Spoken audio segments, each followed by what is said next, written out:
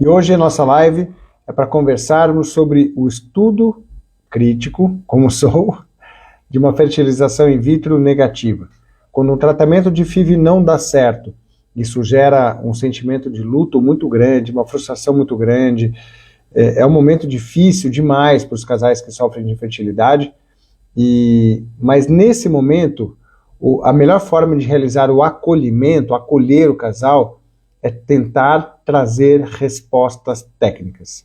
Obviamente, existe uma condição familiar, pessoal, espiritual, não era para ser, vem cá, acolhe dessa maneira, mas eu acredito que o acolhimento técnico é muito importante, mas muito importante. Assim, é o principal ponto de avaliação e cuidado que um profissional de reprodução assistida deve ter, que é, num eventual momento negativo da FIV, seja em qual etapa ele acontecer, para que nós possamos tentar trazer de forma clara, dentro dos limites da clareza em que é possível se chegar, os possíveis porquês isso aconteceu, para que nós possamos realizar planos futuros de como ainda ajudar o casal a conseguir engravidar. Assim como coloquei em algumas postagens essa semana, na minha opinião, o tratamento termina quando o seu bebê nasce. Imagina assim, ó, você vai procurar um médico porque tem uma dor abdominal. Então você está com dor.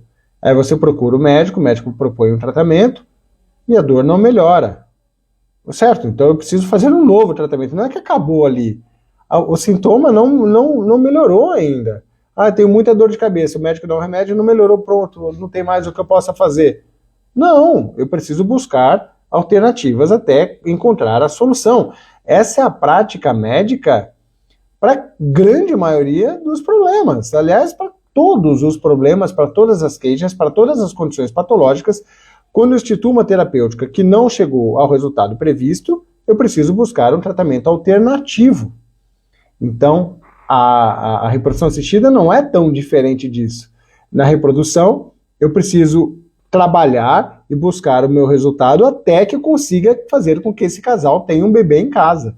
E assim, eu tenho que criar uma leitura técnica e crítica daquilo que já foi feito para saber como eu vou fazer daqui para frente, certo? Esse é o enredo da nossa live de hoje, um tema que eu gosto muito de abordar. Boa noite a todos.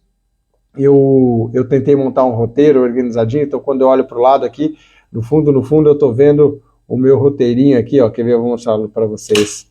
Ele está no Stories de hoje, mas esse é o objetivo da nossa live de hoje, né? Então, aqui tem um pouquinho do roteiro organizado, depois se vocês quiserem printar a tela para acompanhar, mas está lá no Stories de hoje também.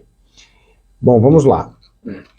Como começa? Como começa a nossa história? Então, eu procurei o meu médico, fiz a minha fertilização in vitro e não deu certo. Ah, só mais um detalhe, desculpa. Quem tiver pergunta, coloca aqui na caixinha de perguntas, tá bom? Tô colando, Lúcia. Coloca na caixinha de perguntas, acho que vai ser a melhor forma de depois eu conseguir respondê-las, vai ficar mais organizado para mim. Bom, então, qual é o primeiro cuidado? Fazer a leitura de todo o tratamento realizado. Ah, eu fiz a transferência do embrião e não deu certo. Certo, eu preciso voltar desde o início do tratamento de FIV para fazer leitura crítica. Desde o momento da indução da ovulação, da coleta dos óvulos, do momento do cultivo embrionário, a qualidade embrionária, os embriões que eu formei, se tem alguma condição ali, e depois o preparo endometrial e a transferência e depois o resultado final. Porque o tratamento, ele pode não dar certo para algumas mulheres em momentos diferentes. Então existe aquele tratamento que não deu certo depois que eu transferi o embrião e o resultado foi negativo, mas para algumas o tratamento termina antes. Algumas não conseguiram óvulo, não conseguiram um embrião em estágio de blastocisto, ou o blastocisto não era euploide, geneticamente normal, e por isso não deu para continuar o tratamento. Então, nesse momento eu preciso rever todo o ciclo. Por que também? Porque, em muitas vezes, não foi o tratamento todo que não deu certo. Às vezes a resposta ovariana foi adequada, os embriões foram bem, receberam boa nota morfológica, e eu quero começar um novo tratamento do zero, e eu não quero mudar o que deu certo. Porque no intuito desesperado, não calculado, de mudar variáveis que muitas vezes foram boas, eu posso piorar o resultado do tratamento. Então, olhar o tratamento realizado, igual quando eu atendo algum casal que já fez alguma fertilização in vitro em outro serviço. Qual é a minha obrigação? É uma obrigação minha. Tentar estudar e extrair o máximo possível daquilo que já foi realizado, mesmo que tenha sido em outro serviço. Daí a grande importância do que nós chamamos de transparência, né?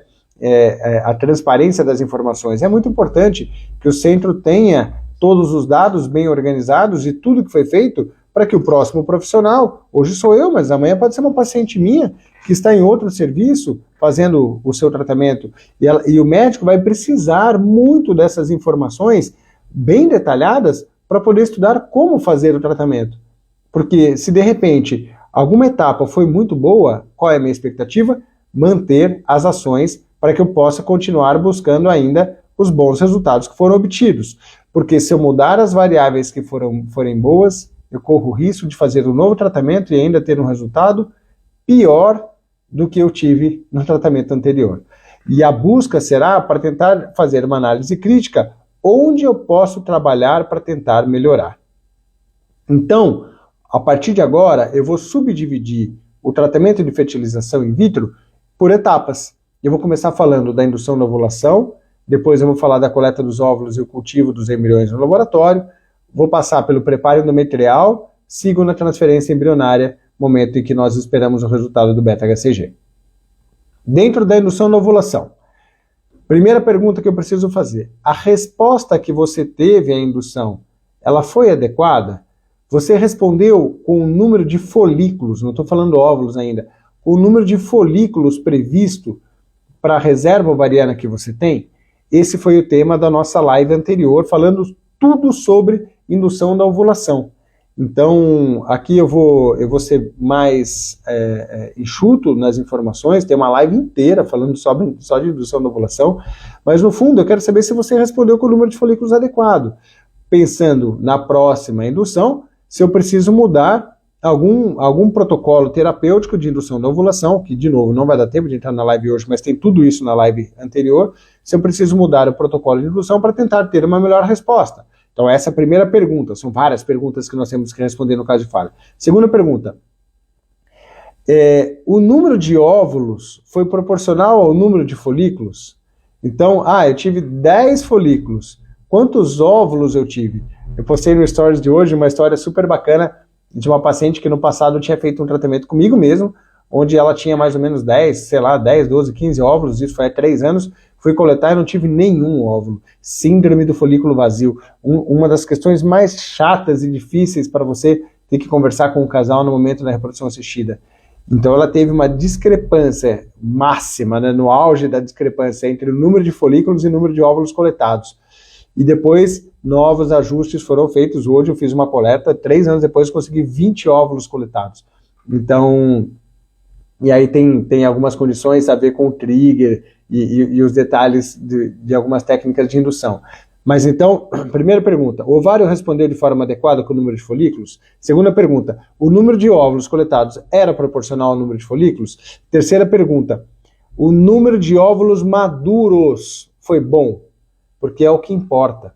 E às vezes eu tenho percentual, entende-se que uma estatística normal é ter mais ou menos 70% a 80% de óvulos maduros de todos os óvulos coletados. Essa matemática é sempre uma média, então toda vez que eu trouxer alguma estatística, entenda que essa é a média.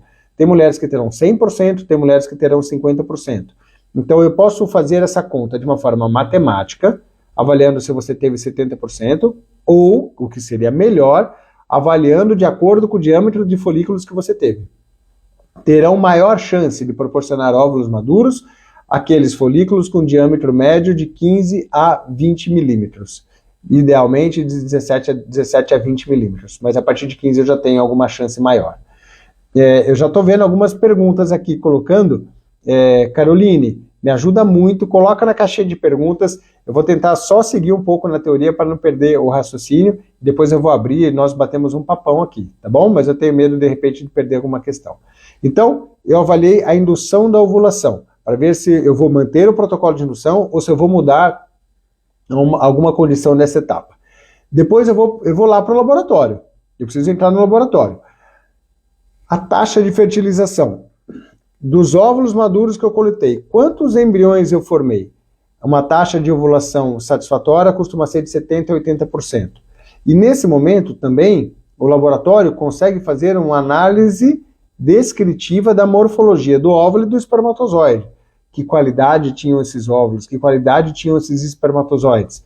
Porque quando eu entrar na etapa de cultivo, eu vou ver dos embriões que eu gerei, quantos chegaram ao blastocisto, entendendo que uma média prevista é de mais ou menos 50%. Poxa, a minha taxa de blastulação foi de 10%, foi de 20%. Eu falo, caramba, eu tive um problema aqui nessa etapa. Se eu tive um problema nessa etapa, para onde eu vou buscar possíveis soluções? Na qualidade do óvulo e na qualidade do espermatozoide. Então, antes de fazer um novo tratamento, eu preciso estudar maneiras de entender se é possível ou não trabalhar na qualidade dos óvulos e espermatozoides. Vocês estão entendendo por que é importante fazer essa análise crítica? Para tentar buscar as possíveis soluções. Mas, Davi, é possível melhorar a qualidade de um óvulo? Depende. Muitas vezes, quando a idade é o único fator causando má qualidade ocitária, eu não tenho muitos recursos. Mas, às vezes, existe uma condição metabólica, eu posso repor alguma vitamina e tentar, mesmo que seja de forma empírica, porque as evidências científicas para estratégias para melhorar a qualidade dos óvulos ainda são limitadas, mas mesmo que seja de forma empírica, por algumas poucas evidências que podem mostrar, eu posso tentar nessa abordagem. Reposição de androgênios, reposição de coenzima Q10, vitamina D, resveratrol, entre outras vitaminas que podem vir para tentar melhorar a qualidade do gameta. Mesmo vale para o sêmen. Poxa, será que eu vou avaliar um teste de fragmentação de DNA porque a taxa de blastulação foi menor, exames focados na parte masculina, para tentar buscar melhor seleção ou qualidade espermática? Porque o espermatozoide, se eu não conseguir melhorar a qualidade do sêmen, talvez eu tenha que fazer um trabalho maior no laboratório para tentar melhorar a seleção do espermatozoide. E se eu tenho uma fragmentação elevada, eu uso técnicas como a placa de Zymote, eu uso a birrefringência para tentar selecionar o espermatozoide com melhor condição para ocorrer a fertilização daquele óvulo. Então, essas seriam as etapas laboratoriais, que é a taxa de fertilização, a taxa de blastulação e depois, no final, a morfologia dos embriões gerados para saber se eu tive uma boa resposta. Mas tá bom, Davi, eu consegui passar por essas etapas, eu cheguei na transferência e meu resultado foi negativo. Como eu interpreto a partir daqui? Certo, então, se eu já transferi o embrião e o resultado foi negativo, eu estou entendendo negativo, negativo, certo? Menor do que 1 lá, negativo. Bom, então eu preciso tentar entender por quê. Resumidamente, o resultado negativo ou foi o embrião ou foi o endométrio. Ou o embrião não era bom o suficiente para engravidar, ou o endométrio não foi bom o suficiente para recebê-lo. Simplificando. Para cada um deles, eu abro um leque de opções. Certo? Como assim, Davi? O meu embrião era ótimo, ele tinha uma nota 4AA, ele tinha a melhor nota morfológica. Calma, mas mesmo assim ele pode ser aneuploide. Não, mas o meu embrião era geneticamente normal, certo? Mas ele poderia ser um mosaico. No laudo genético ser equivocado. Mas mesmo sendo normal, não basta a genética para o embrião, ele precisa ter mitocôndrias e uma capacidade de divisão celular eficiente para poder proporcionar uma gravidez. Então, o embrião, ele é responsável pela grande maioria dos resultados negativos que ocorrem em FIV, depois de uma transferência. Obviamente que isso vai depender também da faixa etária, da qualidade embrionária e da genética desse embrião, se já foi criada ou não. Mas o embrião pode ser uma causa de falha. Davi, e o endométrio? Também. Por quê? Alguns achados endometriais podem influenciar na sua capacidade e na sua receptividade. Sabe-se que o endométrio fino tem uma menor chance de implantação quando ele tem menos de 7 milímetros. A pesquisa por endometrite, alguma infecção no endométrio, e pesquisa essa realizada através de uma biópsia endometrial, também pode afastar alguma doença que possa interferir na implantação. O estudo das células NK e questões imunológicas, embora também controverso na literatura, pode ser um dos fatores que podem interferir na implantação embrionária. O estudo da janela de implantação, que é o tempo exato do uso de progesterona para transferência, que é o momento em que o endométrio fica pronto no momento exato para receber o embrião, também pode ser alguma condição que pode interferir na chance de implantação embrionária. E para isso, no caso de falha, muitas vezes eu vou pesquisar essas variáveis endometriais antes de realizar uma nova transferência, idealmente. Puxa, mas eu já fiz essas pesquisas, todas eram normais. Então eu preciso pensar até mesmo em mudar o tipo de preparo do endométrio. Então, puxa, se eu estava no ciclo artificial, eu vou para um ciclo natural. Se eu estava no ciclo natural, eu posso ir para um ciclo artificial. Só que nesse momento, quando eu estou pensando em mudar a variável endometrial, eu preciso ser cuidadoso. Lembra da teoria, cuidado para não mudar aquilo que já deu certo?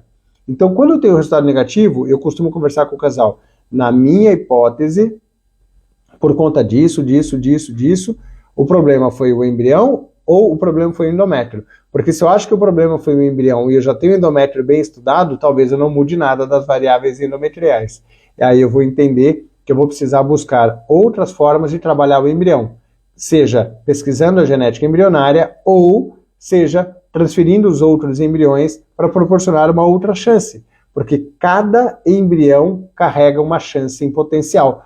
Cada embrião tem o seu potencial distinto. Não porque um embrião não conseguiu engravidar, que o outro também não conseguirá.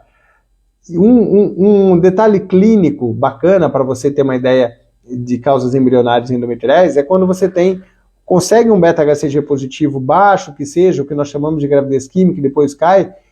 Quando isso acontece, eu estou recebendo um sinal indireto falando para mim, olha, esse endométrio recebeu, viu?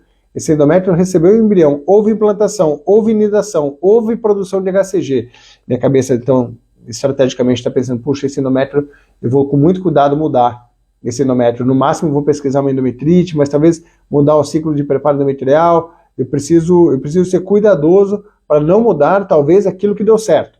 Porque se o endométrio foi bom e eu acho que a causa é embrionária, se eu mudar o tipo de preparo do endométrio para o próximo embrião, talvez eu tenha um resultado pior. E assim segue o raciocínio sempre, quando eu tenho resultado negativo, tentando prospectar o próximo tratamento. E aí existem questões relacionadas à transferência propriamente dita. Sempre cabe uma análise crítica de como foi realizada a transferência, se tecnicamente foi precisa. Nem sempre a gente consegue fazer isso quando de pacientes que vêm de outros serviços que às vezes não têm esse tipo de informação. Mas saibam que a transferência propriamente dita, ela é muito importante no resultado final. Uma transferência traumática, difícil, com sangramento importante, pode interferir diretamente no resultado. E às vezes, quando eu tenho alguma condição como essa, eu penso até em fazer uma transferência com sedação. Deixa o paciente dormir, ficar mais relaxada, facilita encher a bexiga, né, que pode causar algum desconforto pélvico num nível que não proporcione dor à paciente, e tentar trazer uma transferência mais delicada no próximo tratamento. É uma estratégia para tentar buscar o melhor resultado positivo quando eu acho que a transferência foi uma das possíveis causas de falha. Sempre vai ter aquela pergunta, né? Será que eu fiz alguma coisa que possa ter influenciado no resultado negativo? Puxa, será que é porque eu fiz atividade física? Será que é porque eu tive relação sexual, subi escada, não tive repouso, meu trabalho, fiquei estressada, briguei com meu marido? A cabeça vai longe quando eu tenho resultado negativo, vai muito longe. Só que isso não é causa de falha, em hipótese alguma. Você não tem o controle do positivo e do negativo através das suas ações. Fazer repouso não aumenta a sua chance de gravidez, atividade física não diminui chance de gravidez, relação sexual não diminui chance de gravidez. Tem autores tentando mostrar que relação sexual pode aumentar a chance de gravidez, que a atividade física pode aumentar a chance de gravidez, embora ainda também não comprovado. Então não, fuja, eu vou falar até com calma agora, fuja desse tipo de pensamento. Isso só gera uma coisa, sentimento de culpa desnecessário, tá? Já tá difícil digerir o resultado negativo. E além de tudo, você vai levar a conversa para esse rumo, só vai gerar sentimento de culpa. Nessas horas a conversa ela tem que ser mais técnica, mais precisa, e cabe mais ao médico tirar essas conclusões do que você ficar achando que foi alguma coisa errada que você fez. Só tem uma coisa muito errada que você pode fazer depois da transferência que pode interferir no resultado, que é não utilizar corretamente os medicamentos. O uso da progesterona, porque a última condição de avaliação crítica que tem que ser feito são se os níveis de progesterona e estradiol estavam adequados pós-transferência e ajustes necessários para fazer subir. Eu fiz uma live sobre preparo endometrial, também eu falo bastante sobre formas de preparo do endométrio, tem muita coisa da live sobre transferência embrionária que eu fiz recentemente, onde você também pode buscar todas essas informações. Hoje, aqui não é o objetivo. E assim, eu passei por todas as etapas, desde a indução até a transferência embrionária, para tentar chegar para o casal, isso é o mais importante, chegar para o casal e explicar, olha, a minha hipótese é essa, e para um próximo tratamento eu quero fazer isso. Quando eu vou falar, um próximo tratamento eu quero fazer isso, muitas vezes são questões que para você pode não ser tão fácil assim de digerir. Por exemplo, eu quero fazer uma nova fertilização in vitro. Poxa, isso custa caro, emocionalmente é difícil. Ah, eu preciso conversar sobre ovo-doação. Acabei de atender uma paciente em que nós estamos nos preparando para fertilizar os óvulos doados. E ela acabou de me falar palavras dela de agora, faz 20 minutos. Ela falou assim, doutor Davi, lembra quando eu falei para o senhor que eu não queria de jeito nenhum tratamento com óvulos doados? Lembra? Eu falei, lembro, claro.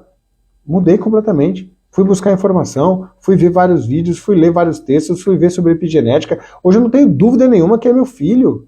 A minha cabeça mudou da água para o vinho, virou a chave. Palavras dela. Então, quando eu falo, quando eu indico alguma ação, é porque eu quero te ajudar de alguma maneira a conseguir engravidar e ter um bebê. E às vezes a conversa pode seguir rumos não tão desejados assim, mas eu estou devolvendo a bola para você. Alguns vão pegar essa bola, vão saber trabalhá-la muito bem e vão devolvê-la para mim e falar, pronto, Davi, como foi esse casal? Esse casal é um exemplo. Vão devolvê-lo para mim. Falar, pronto, Davi, já tô dentro, vou aceitar. Bora, vamos que eu quero ter meu bebê. Devolve a bola para mim e fala, agora se vira, prepara meu endométrio direito aí, forma bons embriões, porque agora nós temos que engravidar. Já tenho até os nomes para os meus bebês já. Ele me falou os nomes. De um menino e de uma menina. Então, eu adoro esse tipo de relação. Eu adoro. Onde o casal absorve as orientações, vai trabalhar, não é do dia para a noite. Entenda você que não é fácil para ninguém. Alguém comentou a postagem que eu fiz ontem, hoje, sei lá. Ah, mas é tudo muito caro. Eu sei que é difícil. Aí são os seus limites para recomeçar. Aí são questões suas. Eu não consigo entrar na sua vida para resolver todos esses problemas. Eu preciso te ajudar com as orientações, mas você também vai precisar se mexer para poder buscar um novo tratamento, mesmo sabendo que pode não dar certo. E isso é o mais difícil da reprodução humana. São as dúvidas, são as incertezas, são as inseguranças.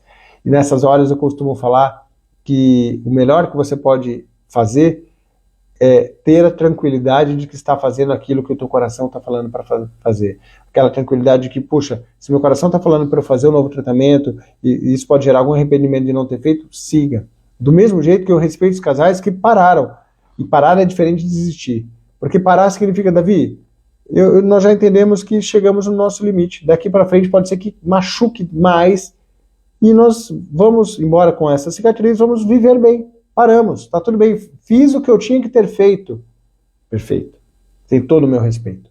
Mas enquanto o desejo for realmente prosseguir, encontre os seus caminhos. Eu vou fazer a minha parte, buscar essa parte técnica, mas eu também preciso que você faça a sua, superando condições emocionais, superando preconceitos que você tinha em relação a alguns possíveis tratamentos, como eu citei agora, e é isso. E essa questão em relação ao momento certo de ir para a ovo-doação vai ser o tema da próxima live, que é onde eu vou falar sobre ovo-doação e vou falar sobre a transição da indicação entre óvulos próprios e ovo-doação. Então eu não vou entrar muito aqui em detalhe hoje, mas na próxima live vai ser sobre isso. E por fim, encerrando no meu roteiro, depois eu abro para as perguntas, me colocaram, que foi o tema, que foi a motivação que eu tive para fazer essa live, a paciente minha, recebi lá no Instagram. O senhor acredita que existem mulheres que nunca poderão ser mães? Eu recebi essa pergunta. Porque eu já fiz alguns tratamentos, aí ela entra em detalhes, ou seja, ela jogou para mim uma pergunta tão difícil. Se eu acredito que terão mulheres que nunca poderão ser mães. Por que é difícil essa pergunta? Porque eu sou muito franco nas minhas respostas. Eu sei que tem muitas mulheres que não serão mães. Eu sei disso.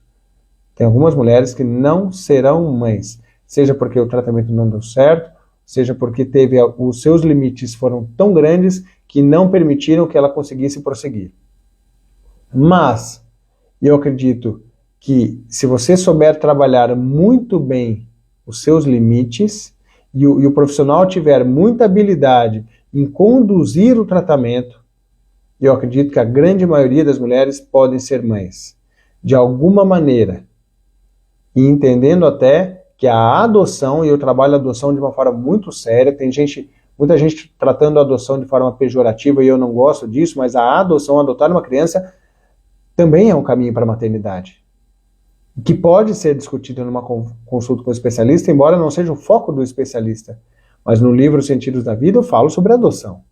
Então se eu coloco a adoção sobre algum dos caminhos, aí eu abro muito a possibilidade para que a grande maioria das mulheres possa, de alguma maneira, ser mãe. E aí eu não estou mais... A pergunta é se pode ser mãe, não é só conseguir engravidar, entende? Então, que é a busca pela maternidade nos limites da vida reprodutiva, motivo central do livro Sentidos da Vida. Que, aliás, quem não leu, eu super recomendo, não porque é meu, não, mas o feedback que eu tenho desse livro é tão carinhoso, tantas transformações que eu vejo com esse livro. E aí essa paciente mandou a pergunta, mandou um texto falando da história do tratamento dela, eu fiquei até comovido com a história dela, e eu falei assim, ela vai ter consulta comigo amanhã. Eu falei para ela, olha, eu vou te fazer o seguinte, você me pegou com essa pergunta aí, então eu não vou te responder aqui, nós vamos marcar uma consulta, eu vou estudar o seu caso e nós vamos fazer uma consulta. Aí eu vou fazer uma análise técnica e vou te fazer a consulta. Se você entender que a minha consulta te ajudou, de alguma maneira, você paga a consulta depois. Vai ser uma consulta online, porque ela é de longe, acho que é de São Paulo. Você paga a consulta no final. Se você achar que minha opinião não te ajudou, você não precisa nem pagar a consulta. Falei para ela.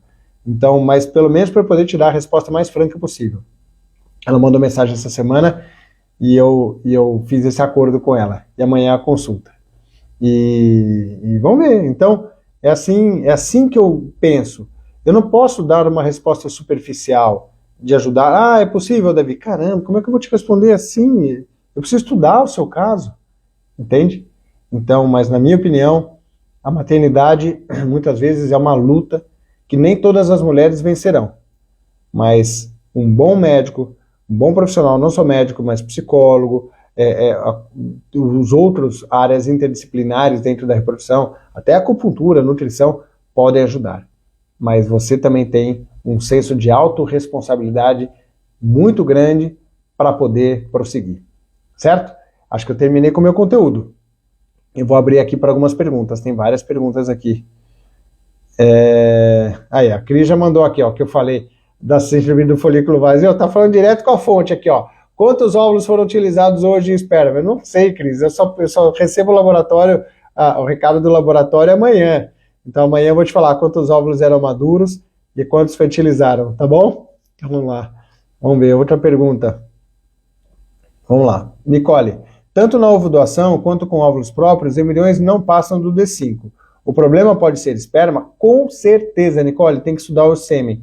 Teste de fragmentação de DNA, hábitos do marido, forma de seleção espermática, mas nesses casos... e outra, não quer dizer que ainda não possa ser o óvulo doado, tá? Porque eu tive pacientes que foram para a ovodoação, que de repente lá não formaram blastos. Lá no FIVMED nós temos uma política de garantia quando não tem blastocisto no tratamento por ovodoação que recebe um novo tratamento, desde que o sêmen seja bem estudado.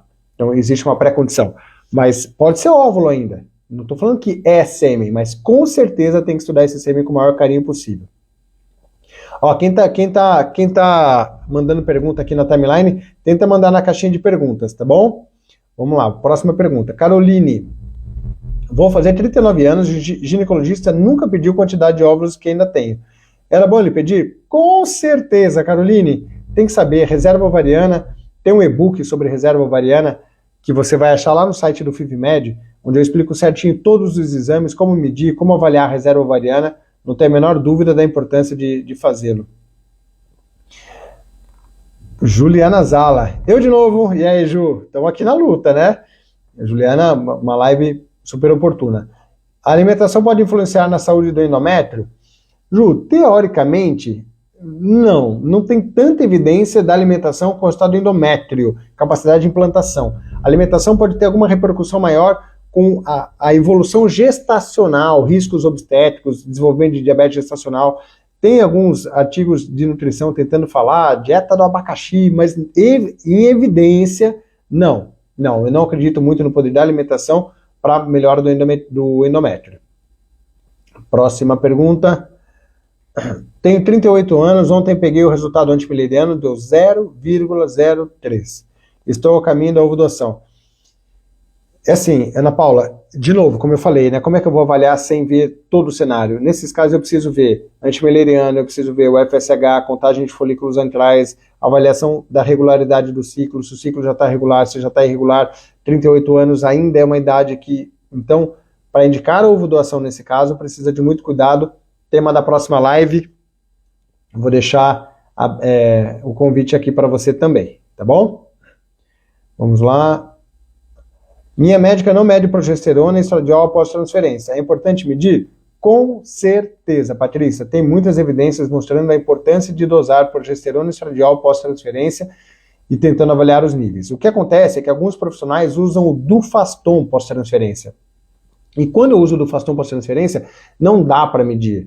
A medida do Dufaston não aparece em exame de sangue. E aí o médico acaba não fazendo. É uma opção por protocolo terapêutico. E não é errado fazer isso, tá bom? Não, errado não é. Só que não é a minha forma predileta de fazer. Porque eu perco essa informação, eu perco essa capacidade crítica de entender como é que estão os níveis de progesterona. Vamos para a próxima. Já transferi 8 embriões em 3 transferências, todas negativas. Agora, em uma ressonância, descobri adenomiose focal. Aí, ó. Indo para a 4ª transferência. Eu com certeza avaliaria com muito carinho essa adenomiose e trataria antes da 4ª transferência. Eu postei também essa semana um Reels falando sobre um histórico de um casal que já tinha transferido vários embriões. Nós encontramos a adenomiose, tratamos a adenomiose e hoje ela está gravidíssima, evoluindo super bem. Então eu acredito muito no impacto da adenomiose em falha de implantação, num caso como esse sim. Agora, não se esqueça também de investigar outras possíveis causas, como ele listei no endométrio. Endometrite, alteração de células NK, janela de implantação, tipo de preparo endometrial, para poder chegar a conclusões maiores. Doutor, fala um pouco de mito-score. Pode ser causa de falha de implantação do embrião euploide? Dani, mito-score é um exame que tentava avaliar a concentração de mitocôndrias no embrião.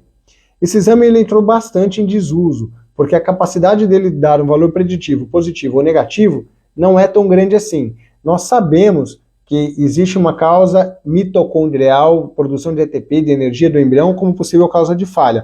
Mas não que esse exame vá resolver o problema, entendeu? Então, esse é o problema. Às vezes o exame não traz a solução. Próximo, eu estou indo mais rápido porque tem bastante pergunta aqui. Normalmente se trata como a adenomiose. Eu faço o bloqueio hormonal com uma injeção, espero 2 ou 3 meses, faço o controle de cura avaliando a redução do volume uterino. Se eu tive esse impacto, eu preparo o endométrio e depois transfiro.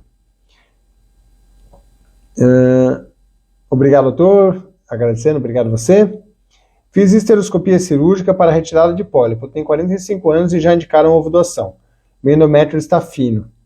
Puxa, esse é um grande desafio. Primeiro, eu entendo a indicação de ovulação aos 45 anos, porque a chance de gravidez com óvulos próprios, academicamente falando, é próxima de 1%. Então, é de se pensar por ovulação. E o foco total realmente é no cuidado agora do endométrio, porque eu ainda preciso do endométrio. Agora eu faço um cuidado.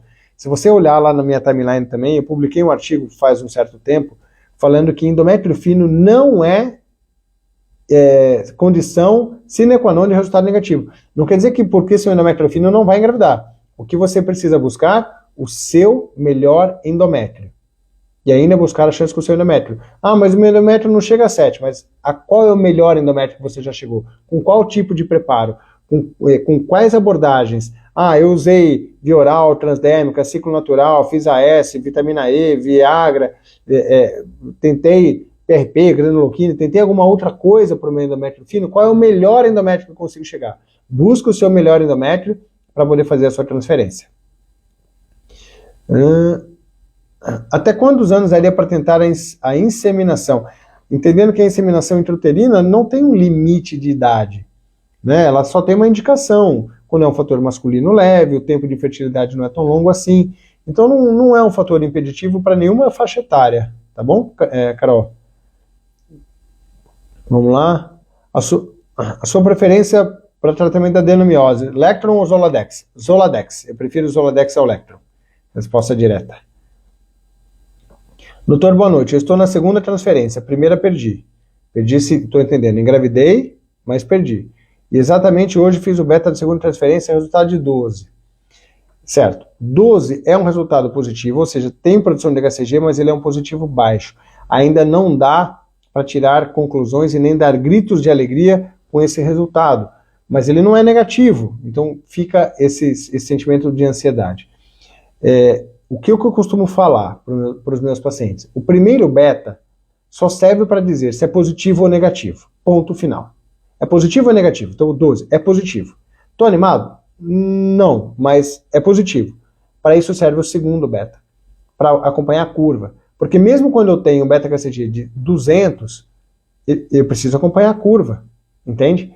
Então um beta de 12 precisa ser cuidadosamente visto. A chance de boa evolução não é grande, mas ela existe. Então eu manteria as medicações, colhe o segundo exame, acompanhe a curva e tire conclusões finais. E haja coração, né? Ai, meu Deus do céu. Olha, às vezes conversando aqui na live parece fácil de fazer, mas gente, quem vive isso na pele, eu vou falar uma coisa, não é, Érica? Acho que você vai saber falar melhor que eu, depois você põe para a turma aqui. Não é fácil, é muita adrenalina. Tati, estou ansiosa para o dia 15. Boa, Tati. Vamos lá, próxima. Eu acho que... Aqui. Como saber se eu tenho folículo vazio? Estou tomando medicamento há 1 ano para aumentar a ovulação. O ginecologista faz... Aí corta a pergunta aqui para mim, não sei o que faz. O ginecologista faz ultrassom e confirma que estou ovulando até o momento... Ah, tá, entendi sua dúvida. Não dá para ver folículo vazio no ultrassom, mas não é que o folículo é vazio, não é que ele não tem o óvulo. Folículo vazio na FIV é porque eu não consegui capturar aquele óvulo por algum motivo. Então todo folículo tem óvulo, 100% dos folículos tem óvulo. O problema é que na FIV às vezes eu não consigo capturá-lo, ou quando capturo não é maduro. Então esse síndrome de folículo vazio é uma condição relacionada à fertilização in vitro propriamente dita, entendeu? Para quem está com tentativas naturais, isso não precisa nem ser visto. Ó a Andressa colocando aqui, ó, haja coração, né, Andressa?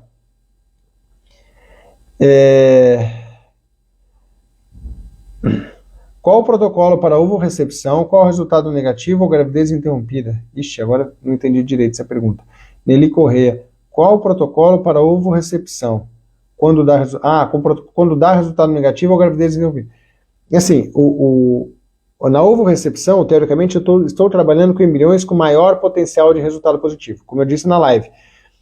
Transferi o embrião e deu negativo. O problema é o embrião ou o endométrio? Se eu estou trabalhando com embriões com alto potencial de implantação, que normalmente são embriões por ovorecepção, eu acho que o problema é endométrio. Então, qual é o protocolo? Estudar a fundo o endométrio, com todas as suas variações, inclusive a adenomiose. Durante a live eu não falei da adenomiose. Quem assistir, se a live não ver as perguntas, não vai pegar essa dica.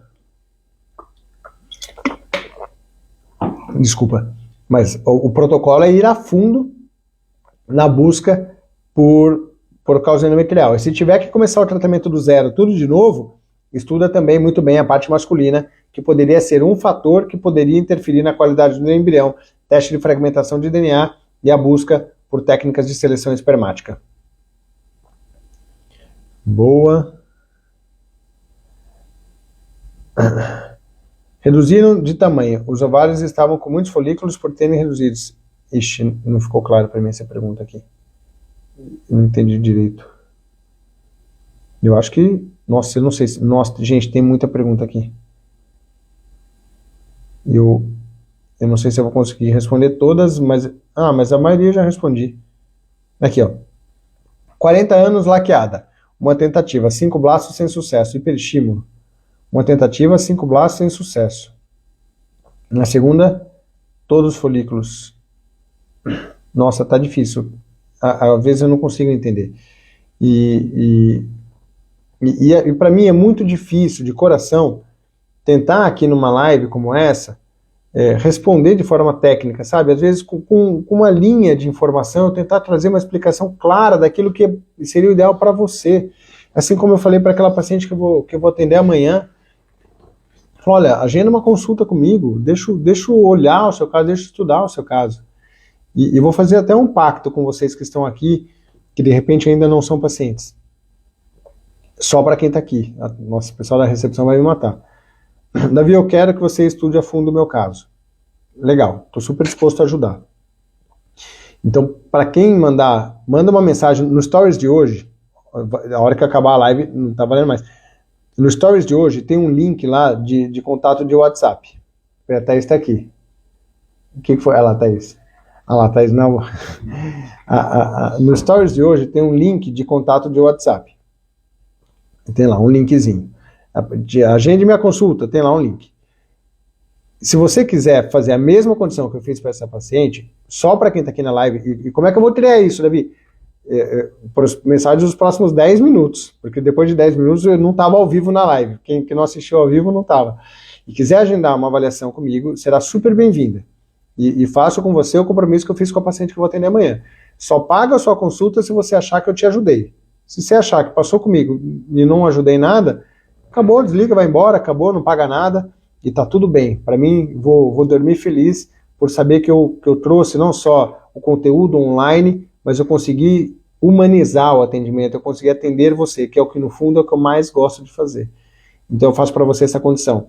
Eu vou deixar claro até para a recepção eu gosto de regras bem definidas.